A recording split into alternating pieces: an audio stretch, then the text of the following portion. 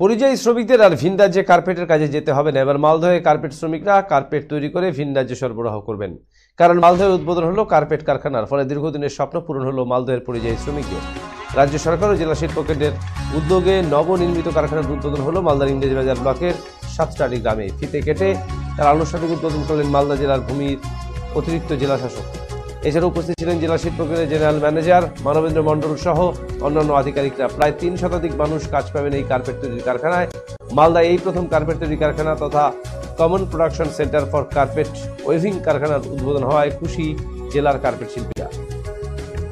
2019 সালে উত্তরপ্রদেশের ভাদৌতে কারখানায় বিস্ফোরণ কাণ্ডে মৃত্যু হয় মালদহের এনায়েতপুরের একই গ্রামের 9 জন পরিযায়ী শ্রমিকের। ফলে দিশেহারা হয়ে পড়েন গ্রামের পরিযায়ী শ্রমিকেরা। কার্যত এই গ্রামের শ্রমিকরা ভিন রাজ্যে কাজে যাওয়া বন্ধ হয়ে যায়। আতঙ্কে দিন গুজরান করতে শুরু করেন তারা।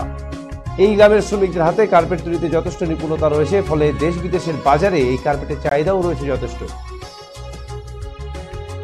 কার্পেট শ্রমিকরা জানান, মালদহ জেলার ইংরেজবাজার ব্লক ও মানিকচক ব্লকের কয়েক হাজার শ্রমিক এই কার্পেট শিল্পের সঙ্গে যুক্ত।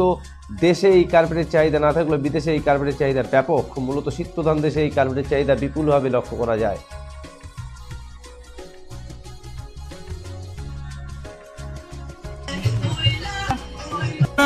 সাতটারি জেলায় সাতটারিতে দুটো সিএফসি উদ্বোধন আমরা করলাম, দুটো ট্রেনিংয়েরও প্রোগ্রাম করলাম।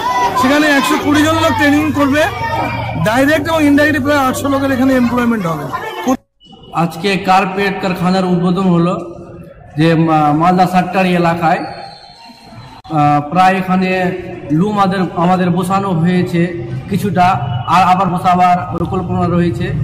প্রায় আমরা চাইছি যে এখানে লুম টুম হোক আর আমাদের সুবিধা হোক, যে আমরা বাইরে যাচ্ছি, বাইরে যাব না। এখানে আমরা অনেক খুশি আছি। এরকম মোটামুটি 10 বছর থেকে আগে বানারসে, এখানে মোটামুটি 5-6 বছর থেকে।